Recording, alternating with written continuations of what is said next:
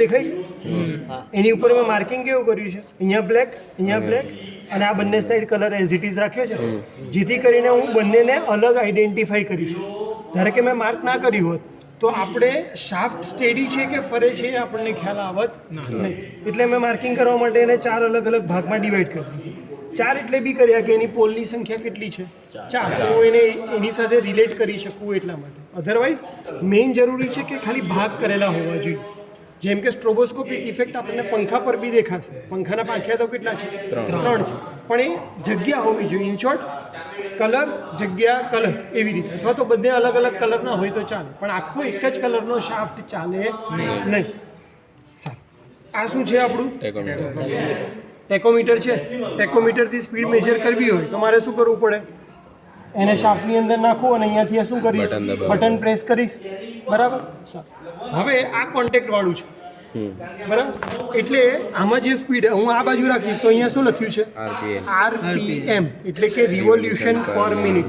જો મારે એના RPM માપવા હોય તો હું ક્યાં રાખીશ? RPM. જો મારે એના મીટર પર મિનિટ, એટલે કે કેટલું મીટર, ધારો કે સાડીવાળું કોઈ છે કે જેમાં સાડી આખી શાફ્ટમાંથી લપેટાઈ રહી તો કેટલા મીટર સાડી ગઈ એ જાણવું હોય તો હું શું કરીશ? આ ટાઈપનું કોન્ટેક્ટ લગાડી દઈશ. આ ઉપરવાળું કાઢી એની જગ્યાએ શું લગાડીશ? આ, અને એને ક્યાં મૂકી દઈશ? અહીંયા શાફ્ટ. એટલે જેટલું શાફ્ટ ફરશે, આ ચક્કરડું પણ એમ ગોળ ફરશે અને આ ફરશે તો અંદર રીડિંગ આવશે. એ શું આવશે? કેટલા મીટર પર મિનિટ ગયું એ આપણને ખબર પડે. પણ આપણે મીટર પર મિનિટ માપવું છે ના, આપણે તો શું માપવું છે? રિવોલ્યુશન પર મિનિટ માપવું છે. એટલે મેં એને ક્યાં કરી દીધું? રિવોલ્યુશન પર મિનિટ. હવે હું શું કરીશ? મોટરને ચાલુ કરીશ અને એની સ્પીડ શેની મદદથી માપીશ? ટેકોમીટર. ઓલરેડી આપણને ખબર છે કે આના NS કેટલી છે? 1500 RPM છે. બરાબર. એટલે હું પહેલાં મોટરને સ્ટાર્ટ કરી દઈશ. પહેલાં સ્ટારમાં, પછી ડેલ્ટામાં પડી ગઈ. બરાબર. ડેલ્ટામાં પડી ગઈ એટલે હવે આપણે સ્પીડ મેજર કરીશું. હું અહીંયાથી રેડ બટન પ્રેસ કરીશ એટલે આ મને સ્પીડ કેટલી દેખાડે છે? 1476 RPM છે. 1480 જેટલી. ઓહો, 82. વાહ ભાઈ, 86.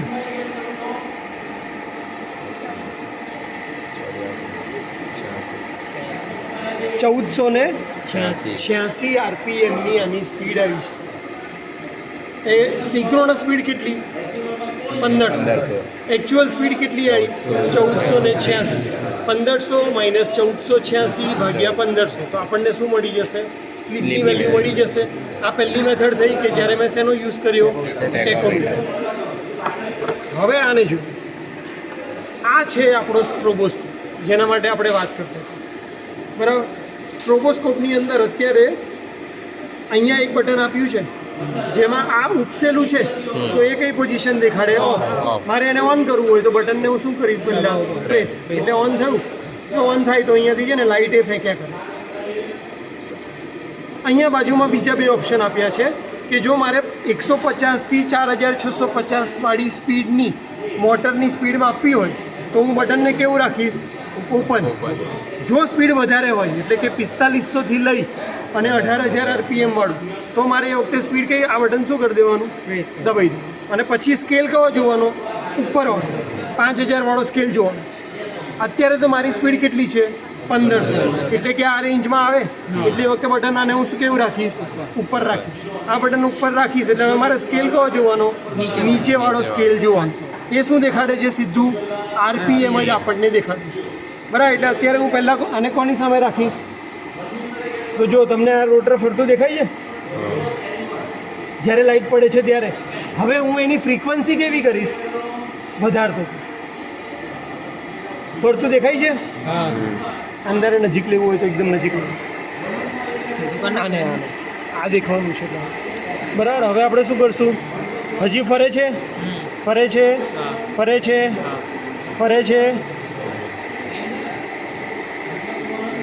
ફરે છે, ફરે છે, ફરે છે, હજી ફરે છે.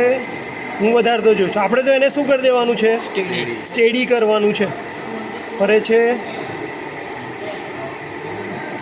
સ્પીડ ઘટી ધીરે ધીરે દેખાય છે બધાને? એ થયું સ્ટેડી?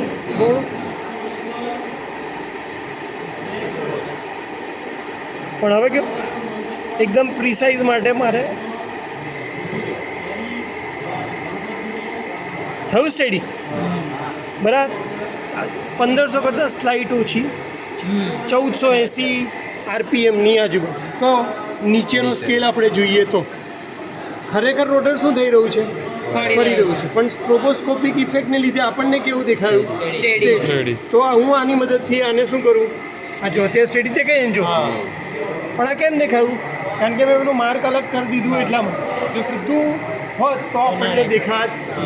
ધારો કે કોઈ પંખો ફરતો હોય ને, ચાલુ જ છે આપણે ત્યાં જઈ લઈએ.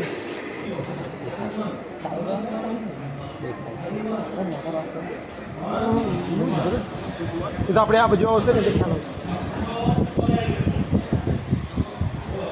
ફરે છે એ ઊંધું થયું. હવે એક સ્પીડ થયું સ્ટેડી થઈ ગયું સ્ટેડી દેખાય છે.